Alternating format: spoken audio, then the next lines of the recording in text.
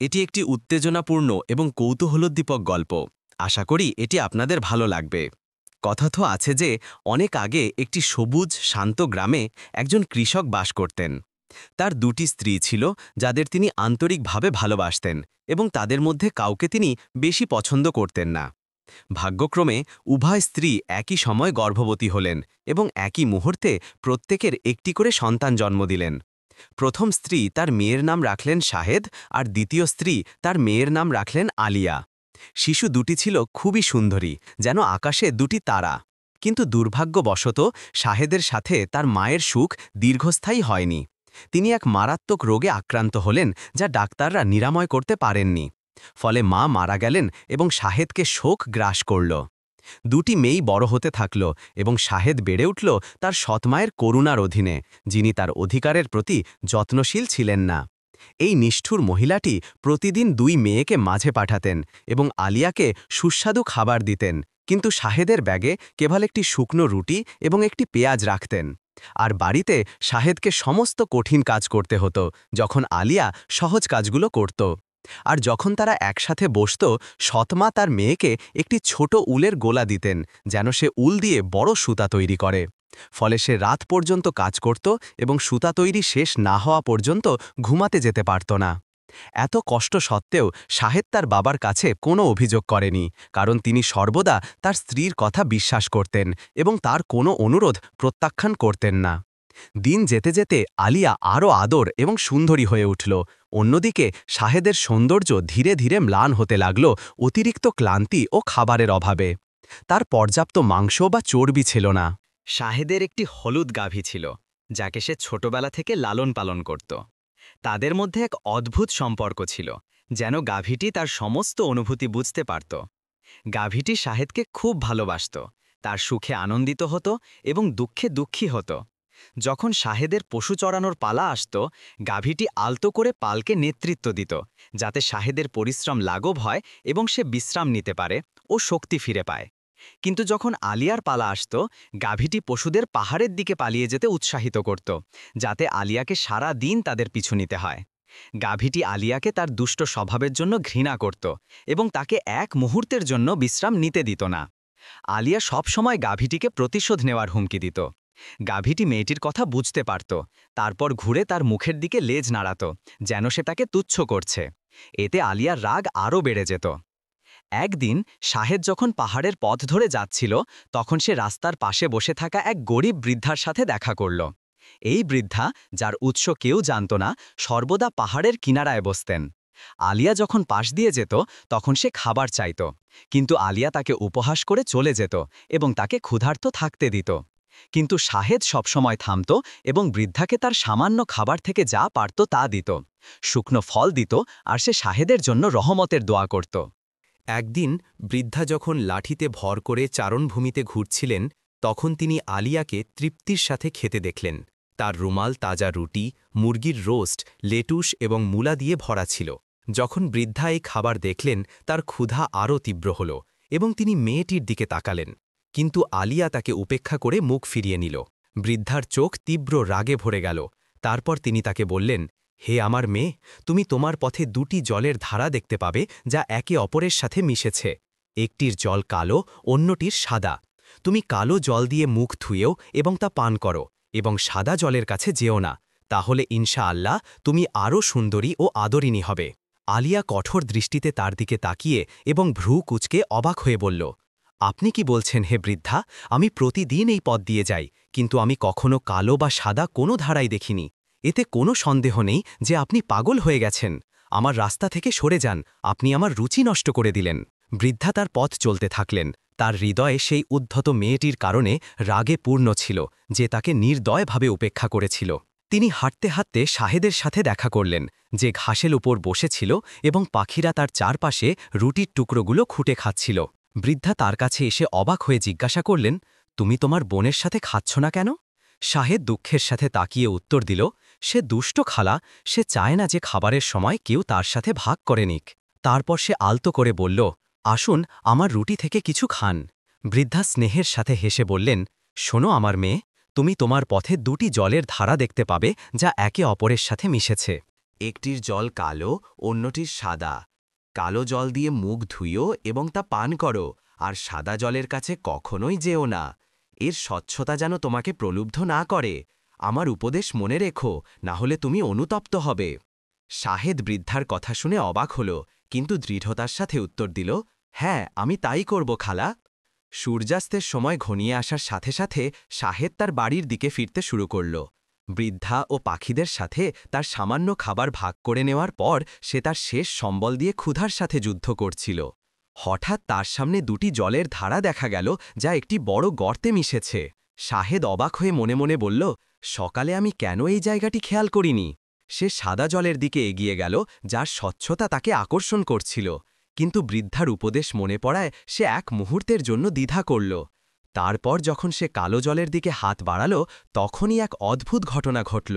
সঙ্গে সঙ্গে তার শরীর থেকে তীব্র কস্তুরীর ওতো সুগন্ধ বের হতে লাগল। সে কালো জল দিয়ে নিজেকে ধুল এবং তা পান করল। এতে সে তৃপ্তি ও আরাম অনুভব করল এবং শক্তি ও কর্মতৎপরতা ফিরে পেল। সে জলের কলসি ভরে তার পথ শেষ করল। কিছুক্ষণ পর আলিয়া এলো এবং একই দৃশ্য দেখল। সে মনে মনে ভাবল, বৃদ্ধা তাহলে সত্যি বলেছিল, আর আমি মনে করেছিলাম সে আবোল তাবোল বকছে। তারপর সে রূপার মতো ঝলমলে সাদা জল দেখল এবং মনে মনে বলল, নিশ্চয়ই বৃদ্ধা আমাকে বোকা বানাতে চেয়েছিল, যাতে আমি কালো জল পান করি এবং সে আমার উপর প্রতিশোধ নিতে পারে। হয়তো কালো জল নোংরা বা খারাপ। তারপর সে সাদা জলের দিকে হাত বাড়িয়ে মুখ ধুল এবং তা পান করল। সে বিদ্বেষ নিয়ে বলল, এই জল তো মিষ্টি, কিন্তু সেই বৃদ্ধা মিথ্যাবাদী ছিল।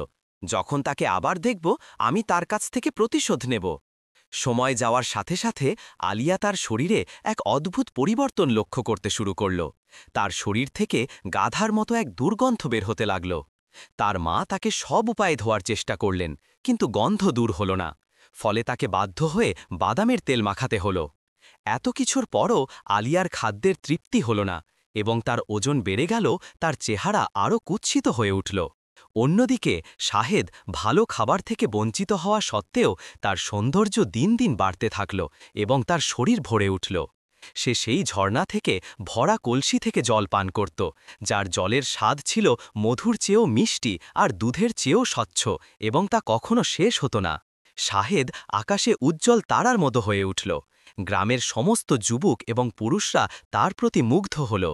একদিন সৎমা তার মেয়ে আলিয়াকে বললেন, তোমার কি হয়েছে মা? তোমার অবস্থা খারাপ হয়ে গেছে এবং তুমি নোংরা ও দুর্গন্ধযুক্ত হয়ে গেছ। আলিয়া প্রায় কেঁদে ফেলে উত্তর দিল, এটা সাদা জলের কারণে, এটা পান করার পরেই এমন হয়েছে। তার মা রাগান্বিত হয়ে তাকে বললেন, এখন আমি বুঝতে পারছি তোমার কি হয়েছে। এটা তোমার নির্বুদ্ধিতার জন্য, কারণ তুমি উপদেশ শোনোনি। শাহেদ তোমার চেয়ে চালাক ছিল। এখন আমাকে দুটি ঝর্ণার জায়গা দেখাও এবং সে যা করেছিল তুমিও তাই করো। কিন্তু যখন তারা সেই জায়গায় পৌঁছাল, তখন মাটি আর পাথর ছাড়া কিছুই পেল না। শাহেদ যে কলসি ভর্তি করেছিল তার রহস্য তাদের কেউই জানতে পারল না। মা একটি সমাধানের কথা ভাবতে থাকলেন। মা মরিয়া হয়ে এমন এক যাত্রায় গেলেন, যেখানে তিনি গণক ও জাদুকরদের কাছে গেলেন এবং প্রত্যেকেই তাকে ভিন্ন ভিন্ন গল্প শোনাল।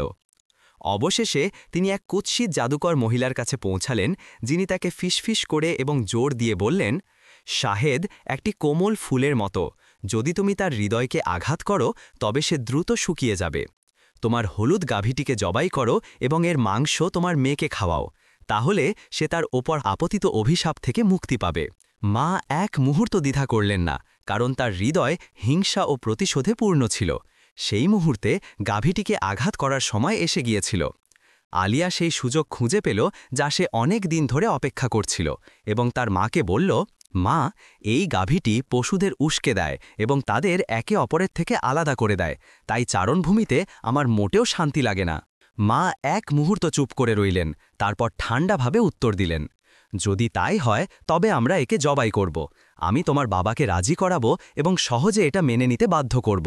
যদি সে রাজি না হয়, তবে আমি তাকেও সরিয়ে দেব। সেই রাতে শাহেদের হৃদয় এক ভয়ানক দুঃস্বপ্ন দেখল। সে স্বপ্ন দেখল যে তার বাবা গাভীটিকে জবাই করার জন্য টেনে নিয়ে যাচ্ছে। যখন সে জেগে উঠল, তখন সে শোকে আচ্ছন্ন ছিল, যেন তার আত্মা তাকে ছেড়ে চলে গেছে। সারা রাত সে ঘুমাতে পারল না এবং তার চিন্তাগুলো তার একমাত্র বন্ধু গাভীটিকে নিয়ে উদ্বেগ ও ভয়ের মধ্যে ঘুরতে থাকল। যখন সূর্য উঠতে শুরু করল এবং দিগন্ত জুড়ে মোরগের ডাক শোনা গেল, তখন তার উদ্বেগ অসহনীয়ভাবে বেড়ে গেল। শাহেদ দ্রুত গোয়ালঘরে ছুটে গেল এবং যখন সে প্রবেশ করল, তখন অবাক হয়ে দেখল যে গাভীটি জেগে আছে, যেন সে তার জন্য অপেক্ষা করছিল। সে তার কাছে গিয়ে তার কানে ফিসফিস করে বলল, আমি একটি খারাপ স্বপ্ন দেখেছি, কিন্তু এটা শুধু একটা স্বপ্ন। আল্লাহর ইচ্ছায় সবকিছু ঠিক হয়ে যাবে। গাভীটি তার শান্ত চোখ দিয়ে শাহেদের দিকে তাকালো, যেন সে তার মনের কথা পড়তে পারছে এবং সে কি অনুভব করছে তা পুরোপুরি বুঝতে পারছে। গাভীটির ওপর ভরসা পাওয়ার পর শাহেদ ভারী মন নিয়ে বাড়িতে ফিরে গেল। বাড়িতে দুষ্ট স্ত্রী তার স্বামীর সাথে কথা বলছিল এবং তাকে বলছিল, শোনো, শাহেদের মা মারা গেছে, আর আমরা তার আত্মার জন্য কোনো দান করিনি। আমরা আর কিসের জন্য অপেক্ষা করছি? স্বামী কিছুক্ষণ ভাবার পর উত্তর দিল, তুমি ঠিকই বলেছ, আমি একটা ভেড়া জবাই করে গরিবদের মধ্যে মাংস বিতরণ করব। স্ত্রী কঠোর সুরে উত্তর দিল, কিন্তু আমরাও কি আমাদের ভাগ নেব না? স্ত্রী তাকে চাপ দিয়ে বলল, গাভীটাকে জবাই করো এবং আমরা মাংসের ভাগ নেব। তোমার মেয়ে আলিয়া ফ্যাকাশে হয়ে গেছে, তার মাংস খাওয়া দরকার। লোকটি বিষয়টি নিয়ে ভাবল। দ্বিধা ও চাপের মধ্যে সে অবশেষে গাভীটি জবাই করতে রাজি হল। তারপর সে শাহেদের দিকে তাকিয়ে নিচু স্বরে বলল, তোমার গাভীটি আজ চারণভূমিতে যাবে না। আমি একে জবাই করে তোমার মায়ের আত্মার জন্য দান করব। শাহেদের চোখ অশ্রুতে ভরে গেল এবং সে দ্রুত গোয়াল ঘরের দিকে ছুটে গেল, যেখানে গাভীটি তার জন্য অপেক্ষা করছিল। সে তার কাছে গিয়ে আলতো করে তার মাথায় হাত বুলিয়ে দিল, আর তার চোখ থেকে জল গড়িয়ে পড়ছিল। সে গভীর দুঃখের সাথে ফিসফিস করে বলল, আমার পরে আমার আর কে আছে? আমার মা চলে গেছেন, আমার চোখের জল এখনও শুকায়নি। এই জীবনে আমার পাশে কেউ নেই, আমার হৃদয় ভারাক্রান্ত। এই দুঃখ কি কখনো শেষ হবে? আর যখন সে তার বিষাদের কথাগুলো বলছিল, সে তার সৎ মায়ের ডাক শুনতে পেল। গাভীটি তার মায়াময় চোখ দিয়ে তাকে উৎসাহিত করল, যেন তাকে বলছে, এগিয়ে যাও, দুঃখ করো না, সব কিছু ঠিক হয়ে যাবে। শাহেদ গোয়ালঘর থেকে বেরিয়ে এলো, কিন্তু দূরে যাওয়ার আগে এক মুহূর্তের জন্য থামল। সে গাভীটির দিকে শেষবারের মতো তাকালো, তারপর বাড়ির দিকে ছুটে গেল। তার হৃদয় ভেঙে গিয়েছিল এবং একটি বড় ফোঁটা তার গাল বেয়ে গড়িয়ে পড়ছিল। যখন সে বাড়িতে প্রবেশ করল, তখন তার সৎ মা তার উপর চিৎকার করে বলল, যেন সে চারণভূমিতে গিয়ে পশুদের দেখাশোনা করে। চারণভূমিতে শাহেদ মাথা নিচু করে হাঁটছিল। যখন তার বোন তাকে দেখল, তখন সে শয়তানি হাসি হাসল, কারণ দুঃখ তার সৌন্দর্যকে ধ্বংস করে দেবে এবং গ্রামের কোনো যুবক আর তাকে নিয়ে মাথা ঘামাবে না। খাওয়ার সময় শাহেদ বসল, কিন্তু তার খাওয়ার কোনো ইচ্ছে ছিল না। সে তার স্নেহময়ী গাভীটির কথা মনে করল এবং তার হৃদয়ে এক বিষাদ শূন্যতা অনুভব করল। সে নিজেকে কান্না থেকে বিরত রাখতে পারল না। পশুপালও চারণ বন্ধ করে দিল, যেন তারাও দুঃখ অনুভব করছে। যখন তার চোখ থেকে জল গড়িয়ে পড়ছিল, তখন একটি ছোট ছাগলছানা তার কোলে এসে বসল। সে তাকে জড়িয়ে ধরল, যেন সে ছোটবেলায় হারানো স্নেহ ফিরে পেতে পারে।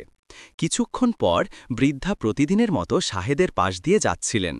যখন তিনি মেয়েটির মুখ ঢেকে থাকা দুঃখের অবস্থা দেখলেন, তখন তিনি তার কাছে এসে বললেন, আমি তোমার দুঃখের কারণ জানি, কিন্তু আমার কথা মনোযোগ দিয়ে শোনো, কারণ জিনিসপত্র এমন থাকবে না। গাভীটির মাংসে তোমার বোনের ওপর আপতিত অভিশাপ থেকে মুক্তির চিকিৎসা আছে। সে তার সুস্থতা ফিরে পাবে এবং তোমার প্রতি তার মন নরম হবে। আর তোমার বাবা, সে তার স্ত্রীর দুষ্টুমি জানতে পারবে এবং আগের মতো হয়ে যাবে। কিন্তু তার স্ত্রী কোনো কিছু থেকে বাঁচতে পারবে না। রাতে দুঃস্বপ্ন তাকে তাড়া করবে এবং সে ঘুমে কোনো শান্তি পাবে না। যখন তারা তোমার গাভীটিকে জবাই করবে, তখন তা থেকে খেতে ভুলো না, কারণ এর মাংসে একটি রহস্য আছে যা তোমার চুলের রং সোনালি করে দেবে এবং তোমার চোখের আকার বাড়িয়ে দেবে। তারপর হাড়গুলো একটি গর্তে ফেলে পুঁতে দেবে। কিছুদিন পর তুমি সেই জায়গায় এমন কিছু পাবে যা তোমার মনকে আনন্দ দেবে। শাহেদ তার চোখের জল সামলে নিল এবং তার চোখে বিভ্রান্তির ছাপ দেখা গেল। তারপর সে নিচু স্বরে বৃদ্ধাকে জিজ্ঞাসা করল, কিন্তু আপনি এসব কোথা থেকে জানলেন? আমাদের সাথে যা ঘটেছে তা আপনি কিভাবে জানলেন? বৃদ্ধা রহস্যময় হাসি হেসে উত্তর দিলেন, আমি সব কিছু জানি আমার মেয়ে, সময়ই আমার কথার সত্যতা প্রমাণ করবে। এখন চলো খাই, আমি অনেক মাশরুম সংগ্রহ করেছি এবং আমার সাথে এক পাত্র খাবার নিয়ে এসেছি। শাহেদ গাভীটির কথা ভুলে গেল এবং বৃদ্ধার উপদেশ নিয়ে ব্যস্ত হয়ে পড়ল। সে প্রদীপ জ্বালালো, তারপর মাশরুম রান্না করতে শুরু করল এবং একটি রুটি বের করে বৃদ্ধার সাথে খেল যতক্ষণ না সন্ধ্যা হল। শাহেদ যখন যা ঘটেছিল তা নিয়ে ভাবছিল, তখন সে বাড়ি ফিরে সেই অদ্ভুত মহিলার উপদেশ অনুসরণ করার সিদ্ধান্ত নিল। সন্ধ্যায় বাড়ি ফিরে দেখল যে গাভীটিকে জবাই করা হয়েছে। তার বাবা তাকে জানালেন যে এর অর্ধেক গরিবদের মধ্যে বিতরণ করা হয়েছে এবং তারা তার মায়ের জন্য দোয়া করেছে, আর বাকি অর্ধেক তাদের জন্য রাখা হয়েছে। রাতের খাবারের সময় সৎ মা শাহেদের সামনে এক টুকরো বড় মাংস রাখলেন, যাতে তার দুঃখ বা কান্না আসে, কিন্তু শাহেদ রুচি সহকারে খেল।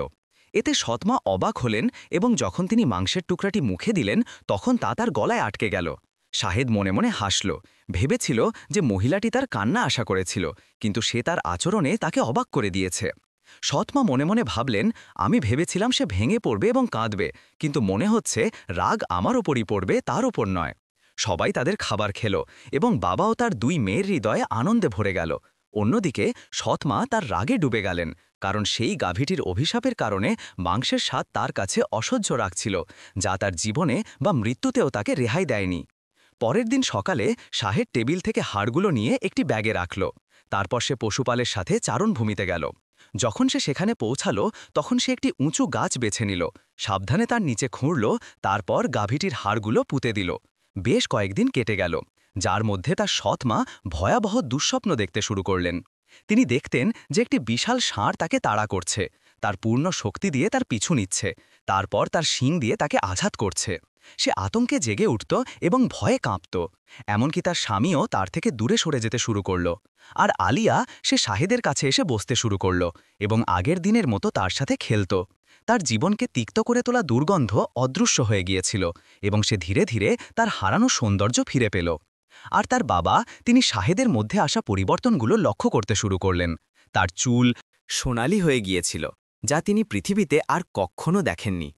এমনকি তিনি তাকে অনুরোধ করলেন যেন সে যখন বাড়ি থেকে বের হয় তখন মাথা ঢেকে রাখে, যাতে লোকেরা তাকে দেখতে না পায়। একদিন সকালে শাহেদের সেই গর্তের কথা মনে পড়ল, যেখানে সে হাড়গুলো পুঁতেছিল। সে তীব্র কৌতূহল অনুভব করল এবং গাছটির কাছে ফিরে গিয়ে জায়গাটি আবার খোঁড়ার সিদ্ধান্ত নিল। সে যখন খোঁড়া শুরু করল তখন ব্যাগটি বের করল এবং যখন সে ভেতরে তাকালো তখন অবাক হয়ে শিউরে উঠল। হাড়ের জায়গায় সে এখন কাপড়, সূঁচ এবং সেলাই ও এমব্রয়ডারি সংক্রান্ত সমস্ত কিছু দেখতে পেল, আর তার দাঁতগুলো মূল্যবান মুক্তই রূপান্তরিত হয়েছিল। এতে সে আনন্দে উদ্বেলিত হল, কারণ সে সূচিকর্ম করা পোশাক এবং অলংকার পছন্দ করত। কিন্তু তার সৎমা সবসময় তাকে তার বোন আলিয়ার বাতিল পোশাক দিতেন। শাহেদ গাছটির নিচে তার দিন কাটাতে শুরু করল, সাদা রেশমের একটি পোশাক তৈরি করল এবং এটিকে মসুর ডাল, সোনা ও রূপার সুতো দিয়ে সূচিকর্ম করল। যখন তার কাজ শেষ হল তখন সেটিকে ব্যাগে রেখে আবার গর্তে পুঁতে দিল। আর বৃদ্ধা অদ্ভুত জিনিস নিয়ে আসতে শুরু করলেন, যেমন নতুন জুতো, সুগন্ধি এবং প্রসাধনী। শাহেদ যখন তাকে জিজ্ঞাসা করল, আপনি এই মূল্যবান জিনিসগুলো কোথা থেকে আনলেন, তখন বৃদ্ধা উত্তর দিলেন যে এটা তার জানার বিষয় নয়। যখন তিনি শাহেদের সাথে বসলেন তখন তিনি মুক্তগুলোতে ছিদ্র করতে শুরু করলেন এবং সেগুলোকে রূপার সুতোয় গাঁথতে লাগলেন।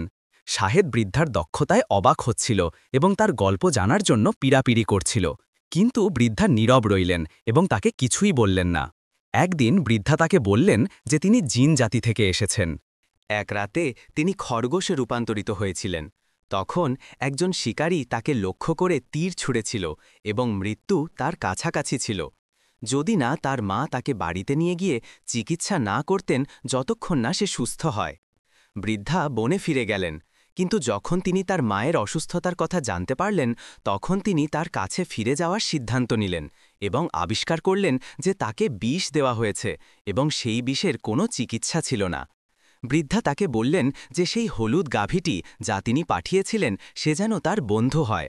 বৃদ্ধা অবাক হয়ে দাঁড়িয়ে উঠলেন এবং হঠাৎ চিৎকার করে বললেন, আল্লাহর কসম, আমার মা এবং আমাকে ঘৃণা করার মতো একজনই আছে, আর সে হল আমার সৎ মা, যে আমাদের ওপর এত সব বিপদ এনেছে। তার কাজের জন্য তাকে শাস্তি দেওয়া উচিত।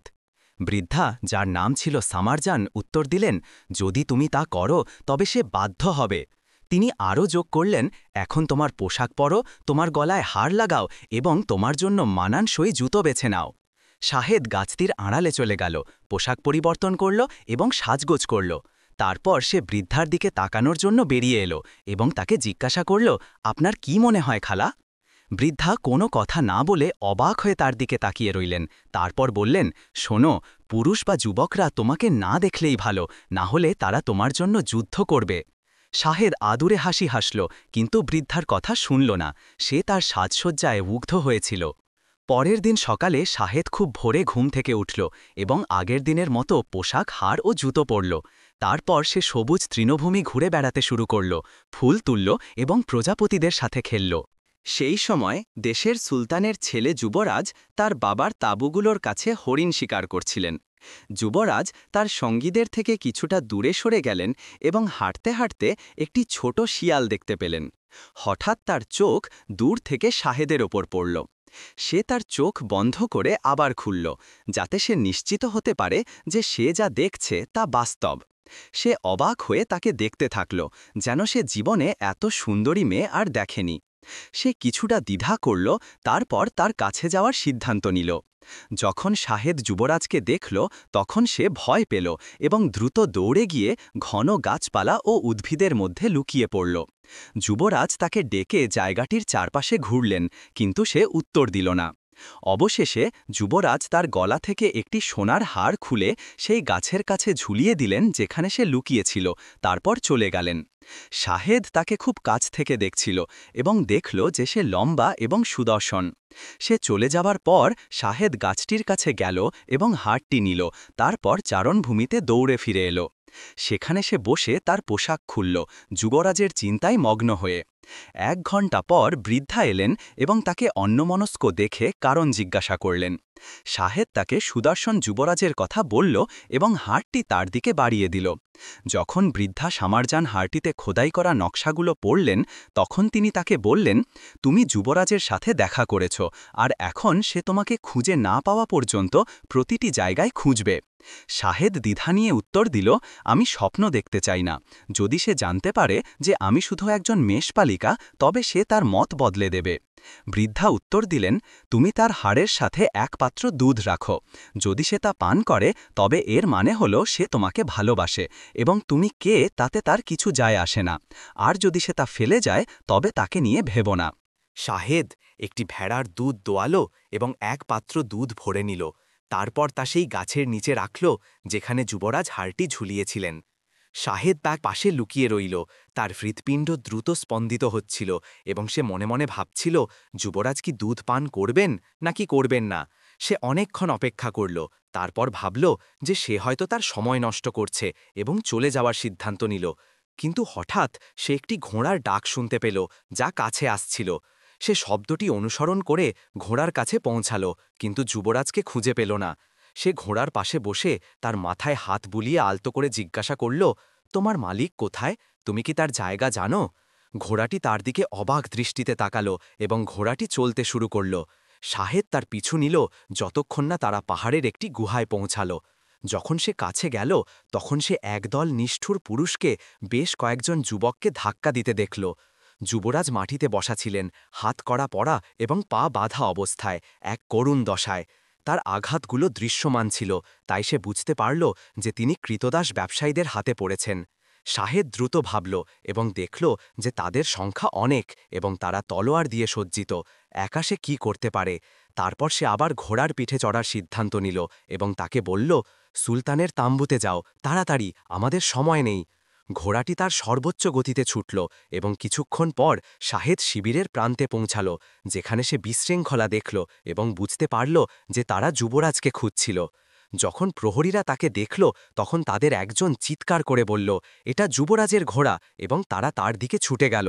তাদের একজন তাকে শক্ত করে ধরল এবং সুলতানের কাছে টেনে নিয়ে গেল। সুলতান প্রহরীকে তাকে ছেড়ে দিতে বললেন এবং দৃঢ় কণ্ঠে তাকে বললেন, যুবরাজের জায়গা আমাকে বলো, তাহলে আমি তোমাকে ছেড়ে দেব, এখনই কথা বলো। শাহেদ সুলতানকে সব ঘটনা বলল। সকালবেলা যুবরাজ কিভাবে তার জন্য হারটি রেখে গিয়েছিলেন, কিভাবে সে তার জন্য দুধের পাত্র নিয়ে এসেছিল এবং ঘোড়াটি কিভাবে তাকে গুহার দিকে নিয়ে গিয়েছিল। সুলতান তাকে বললেন, যদি তুমি মিথ্যা বলো তবে এর পরিণতি মারাত্মক হবে। এখন আমরা না ফেরা পর্যন্ত তুমি এখানে থাকবে। কিন্তু শাহেদ সুলতানকে অনুরোধ করল যেন তিনি তাকে সাথে নিয়ে যান এবং বলল, দয়া করে আমার প্রভু আমাকে আপনার সাথে নিন। এই কৃতদাস ব্যবসায়ীদের সাথে কিভাবে মোকাবেলা করতে হয় তা আমার জানা আছে। আপনারা শক্তি প্রয়োগ করে যুবরাজকে বাঁচাতে পারবেন না। সুলতান কিছুক্ষণ ভাবলেন, তারপর রাজি হলেন। শাহেদ তার পোশাকের হাতার ভেতরে তার ছুরি লুকিয়ে রাখল এবং তার পশুপাল নিয়ে গুহার দিকে গেল। কৃতদাস ব্যবসায়ীরা যখন তাকে দেখল, তখন তারা তাদের হাতে যা এসেছে তাতে খুশি হয়ে তাকে তার পশুপাল সহ নিয়ে গেল। তারা তাকে একটি পাতলা দড়ি দিয়ে বাঁধল যাতে সে আঘাত না পায়, এবং তাদের নেতা বলল, আমি এই মেয়েটিকে উচ্চ দামে বিক্রি করব, কারণ সে খুবই সুন্দরী আর পশুপাল হবে আমাদের খাবার। তারা 5টি ভেড়া জবাই করে রান্না করল, তারপর বসে খেল যতক্ষণ না তাদের পেট ভরে গেল। শাহেদ অপেক্ষা করল যতক্ষণ না শব্দ শান্ত হল, এবং যখন কৃতদাস ব্যবসায়ীদের কাছ থেকে ঘুমের শব্দ আসতে শুরু করল, তখন সে সাবধানে তার ছুরি বের করল এবং তার বাঁধন কেটে দিল।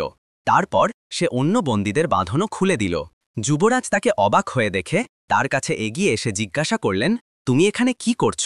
কিন্তু সে চুপ করে রইল। তারপর ফিসফিস করে বলল, এখন তাড়াতাড়ি চলো যাই, এবং সে তাকে গাছগুলোর দিকে নিয়ে যেতে লাগল। সেই মুহূর্তে কৃতদাস ব্যবসায়ীরা বন্দীদের পালানোর কথা জানতে পারল এবং তাদের পিছু নেওয়ার জন্য ঘোড়ায় চড়ল, কিন্তু তারা সফল হল না, কারণ হঠাৎ সুলতান এবং তার লোকেরা তাদের সামনে হাজির হলেন। তারা বনভূমির মধ্যে ছড়িয়ে পড়ল এবং শাহেদের সাহসের কারণে যুবরাজ রক্ষা পেলেন। পথে সুলতান শাহেদের সাথে চড়লেন এবং তার ছেলের দিকে তাকিয়ে মনে মনে হাসছিলেন, কারণ তিনি বুঝতে পারছিলেন যে সে তার ছেলের জন্য উপযুক্ত। সে শুধু সুন্দরীই নয়, তার সাহস ও বিচক্ষণতাও আছে। যখন তারা তাঁবুতে পৌঁছাল, তখন শাহেদ ভেষজ দিয়ে যুবরাজের ক্ষত ড্রেসিং করে দিল। তারপর তাকে বলল, আমাকে এখন ফিরে যেতে হবে, অনেক দেরি হয়ে গেছে, এবং 5টি ভেড়া হারানোর জন্য আমাকে কঠিন জবাবদিহি করতে হবে। সুলতান তার কথা শুনলেন এবং বললেন, আমাদের জন্য দুধ নিয়ে এসো। শাহেদ তার জন্য এবং তার ছেলের জন্য 2 কাপ দুধ ভরে দিল এবং তারা একসাথে পান করল। তারপর সুলতান বললেন, আজ সকালে আমি ভেবেছিলাম আমার ছেলে কি তোমাকে স্ত্রী হিসাবে গ্রহণ করবে, আর এখন আমি উত্তর পেয়ে গেছি। এখন তোমার বাড়িতে চলো, আমি তোমার অভিভাবকের কাছে তোমাকে চাইব এবং 5টি ভেড়ার ক্ষতিপূরণ দেব। আমি প্রতিটির জন্য 10টি করে ভেড়া দেব। সেই সময় শাহেদের বাবা তাকে নিয়ে চিন্তিত হতে শুরু করলেন, কারণ সন্ধ্যা হয়ে গিয়েছিল এবং সে ফেরেনি। পশুপালও তার সাথে অদৃশ্য হয়ে গিয়েছিল। আলিয়া কাঁদতে শুরু করল, কল্পনা করল যে নেকড়ে বা হায়না তাদের আক্রমণ করেছে, আর সৎমা তার মুখে একটি গোপন হাসি ফুটে উঠল এবং সে মনে মনে বলল, হয়তো সে আর ফিরবে না, আর আমি তার কাছ থেকে মুক্তি পাব, যেমন তার মায়ের কাছ থেকে পেয়েছিলাম।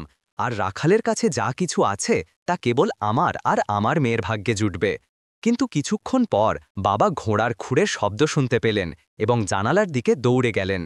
তিনি দেখলেন যে সুলতানের কাফেলা কাছে আসছে এবং তার সামনে একটি ঘোড়ার পিঠে শাহেদ সাথে যুবরাজও আছেন।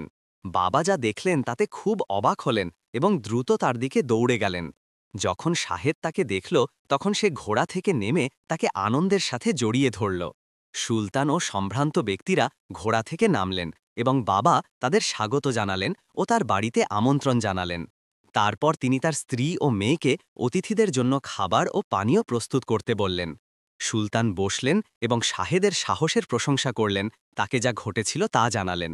তিনি তাকে আশ্বাস দিলেন যে হারানো 5টি ভেড়ার জন্য ক্ষতিপূরণ পাবে, এর পরিবর্তে তিনি 50টি ভেড়া দেবেন। কিন্তু বাবার অবাকতা আরও বেড়ে গেল যখন সুলতান তার মেয়ের বিয়ের প্রস্তাব দিলেন এবং একটি বিশাল যৌতুক দিলেন, 100টি গাধি, 100টি ঘোড়া এবং 100টি ভেড়া, সাথে সোনা, রূপা এবং সুগন্ধি। তিনি সঙ্গে সঙ্গে রাজি হলেন। শাহেদ তার ব্যাগ নিয়ে তার ঘরে গেল, রেশমের পোশাক পরল এবং সাজগোজ করল। যখন সে অতিথিদের সাথে দেখা করতে বের হল, তখন তার সৌন্দর্য দেখে সবাই অবাক হল। সুলতান চিৎকার করে বললেন, তোমার সৌন্দর্যের তীব্রতায় তোমার বাড়ি আলোকিত হয়ে গেছে। যুবরাজকে তার বধূর জন্য অভিনন্দন। সৎমা রান্নাঘরের দরজার ফাটল দিয়ে দেখছিলেন। যখন তিনি দেখলেন যে উপস্থিত সবাই শাহেদকে কতটা মনোযোগ দিচ্ছে, তখন তিনি রাগে ফেটে পড়লেন। তিনি মনে মনে বললেন, আমি ভেবেছিলাম সে হারিয়ে যাবে বা হিংস্র প্রাণীর শিকার হবে, কিন্তু সে যুবরাজকে প্রলুব্ধ করে আমার বাড়িতে নিয়ে আসতে সক্ষম হয়েছে। আর এই দামি পোশাক আর এই সুন্দর হার যা তার গলা সাজিয়েছে, তা সে কোথা থেকে পেল? কিন্তু আমি তাকে আনন্দ করতে দেব না এবং আমি তাদের বাগদান নষ্ট করে দেব। আলিয়ার বিয়ে হওয়া উচিত, আমার সতিনীর সেই অভিশাপপ্রাপ্ত মেয়ের নয়। সে তার দাদির কাছ থেকে উত্তরাধিকার সূত্রে পাওয়া বইটি খুলল এবং এমন একটি উপায় খুঁজতে লাগল যাতে যুবরাজ শাহেদকে ঘৃণা করে। তারপর সে ভাবল সেই সমৃদ্ধির রহস্য নিয়ে, যা এই পরিবর্তনের পিছনে থাকতে পারে, এবং সে মনে মনে প্রশ্ন করল যে ধন কি হঠাৎ আবির্ভূত হয়েছে? যদি তাই হয় তবে তা কেবল তার এবং তার মেয়েরই প্রাপ্য। যখন আলিয়া রান্নাঘরে প্রবেশ করল তখন সে তার মাকে একটি অদ্ভুত কাগজ হাতে দেখতে পেয়ে অবাক হল এবং কাগজটি সম্পর্কে জিজ্ঞাসা করল। মা তাকে বাইরে যেতে বললেন। আলিয়া কিছুক্ষণ ভাবল, তারপর শাহেদের প্রতি তার মায়ের উদ্দেশ্য বুঝতে পারল এবং তাকে বলল, যদি আমি ভুল না করি তবে তুমি শাহেদকে বিষ দেবে। এখন কি তোমার তওবা করার সময় হয়নি মা? মা রাগের সাথে ফিসফিস করে বললেন, চুপ করো অভিশাপপ্রাপ্ত, তোমার বোন সাহেব তোমার চেয়ে ভালো নয়। আমি মেনে নিতে পারি না যে সে তোমার চেয়ে ভালো একজনকে বিয়ে করবে। যদি সে যুবরাজকে বিয়ে করে তবে তোমার জন্য কে থাকবে? তাই আলিয়া তার দিকে দৌড়ে গেল এবং তার হাত থেকে কাগজটি নিয়ে আগুনে ফেলে দিল। কাগজটিতে আগুন ধরে গেল এবং তা থেকে ঘন ধোঁয়া বের হতে লাগল। মহিলাটি চিৎকার করে বলল, হায় তোমার কপাল, তুমি কি করেছ? আমি কি তোমাকে শাহেদকে ঘৃণা করতে শেখাইনি? সে বেঁচে থাকার যোগ্য নয়। আমি দীর্ঘদিন ধরে তাকে আমার ফাঁদে ফেলতে চেয়েছিলাম, আর এখন তুমি দেখবে আমি তোমার সাথে কি করি। তোমার অসৎ লালন পালনের জন্য তুমি দায়ী। সে তাকে মারার হুমকি দিয়ে ঝাড়ু তুলল, কিন্তু হঠাৎ একটি কণ্ঠস্বর বলল, মনে হচ্ছে তুমি তোমার জীবনে দোষারোপ আর বিশ্বাসঘাতকতা ছাড়া আর কিছুই শেখোনি। সে দ্রুত ঘুরে দেখল যে একজন বৃদ্ধা তার লাঠি ধরে তার সামনে দাঁড়িয়ে আছেন। সে তাকে জিজ্ঞাসা করল যে তিনি কোথা থেকে প্রবেশ করেছেন। তারপর তাকে তৎক্ষণাৎ তার বাড়ি থেকে বেরিয়ে যেতে বলল, না হলে সে তার স্বামীকে ডাকবে। বৃদ্ধা হাসলেন এবং উত্তর দিলেন, কিন্তু তোমার স্বামীর কি জানার অধিকার নেই যে তার স্ত্রী শাহেদের মাকে কে হত্যা করেছে? মহিলাটি বৃদ্ধাকে বলল, আপনি কিছুই জানেন না। বৃদ্ধা দৃঢ়তার সাথে উত্তর দিলেন, আমি জানি কে তোমাকে বিক্রি করে এবং আমি চাইলে তোমার রহস্য সুলতানের সামনে ফাঁস করার জন্য তাকে নিয়ে আসব। সে তোমাকে শাস্তি দিতে এবং তোমার জাদুকরী শাস্তিস্বরূপ তোমার হাড় গুঁড়ো না হওয়া পর্যন্ত তোমাকে অপমান করতে দ্বিধা করবে না। মহিলাটি ভয় পেয়ে তাকে বলল, হয়তো আমরা একটা বোঝাপড়া করতে পারি। কিন্তু আলিয়া চিৎকার করে বলল, মা, আপনি কি সত্যি এটা করেছেন? মা উত্তর দিলেন, যে কোনো পরিস্থিতিতেই সে অসুস্থ ছিল, সে তো মারা যেতই। আলিয়া রাগের সাথে উত্তর দিল, আপনার নোংরা গোপনীয়তা আর পোশাক নিয়ে আপনার বাবার বাড়িতে ফিরে যান। আমি আপনাকে আর দেখতে চাই না। আপনি বুঝেছেন? আমি বাবাকে বলার আগেই চলে যান, যাতে তিনি আপনাকে কুকুরের মতো তাড়িয়ে না দেন। কেউ আপনাকে বিশ্বাস করে না, আপনি কেবল বিষ দিয়েই বাঁচতে পারেন। সেই মুহূর্তে বৃদ্ধা তার হাত দিয়ে মুখ ঢাকলেন এবং যখন হাত সরালেন তখন তিনি এক সুন্দরী নারীতে রূপান্তরিত হলেন এবং আলিয়াকে বললেন, আমি জিন এবং শাহেদের মা ছিল আমার বন্ধু। আমি তোমার বোনের কাছে সেই হলুদ গাভীটি পাঠিয়েছিলাম এবং তার হাড়গুলো রেশম হয়ে গেছে। এখন শাহেদ বিয়ে করবে এবং দেশের রাজকুমারী হবে। সে ক্ষুধা ও দুঃখের যে কষ্ট সহ্য করেছে তাই যথেষ্ট। মহিলাটি মাথা নিচু করল এবং বুঝল যে এই বাড়িতে তার আর কোনো জায়গা নেই এবং তার মেয়েও আর তাকে চায় না। সে তার জিনিসপত্র নিয়ে বাড়ির পিছন দিক দিয়ে বেরিয়ে গেল, আর সামারজান তার হাতে তালি দিলেন, আর বিভিন্ন ধরনের খাবার হাজির হল, সাথে লাল রেশমের একটি পোশাক যা আলিয়া পরল, এবং সে খাবারের থালা নিয়ে তার সাথে বেরিয়ে এলো। রাখাল তার স্ত্রীকে দেখতে না পেয়ে অবাক হল এবং তার মেয়েকে তার মা সম্পর্কে জিজ্ঞাসা করল। সে তাকে সব ঘটনা বলল এবং জানালো যে তার গোপনীয়তা ফাঁস হবার পর সে চলে গেছে এবং তার বাবা মায়ের বাড়িতে গেছে। আর সৎ মা যখন তার বাবা মায়ের বাড়িতে গেলেন তখন তারা তার খারাপ আচরণের জন্য তাকে তাড়িয়ে দিল এবং সে বনে ঘুরে বেড়াতে লাগল, মাশরুম খেয়ে ও বিশ্বাসঘাতকতার জল পান করে। আর একটি নতুন ভিডিওতে দেখা হবে। আপনারা আল্লাহর হেফাজতে থাকুন।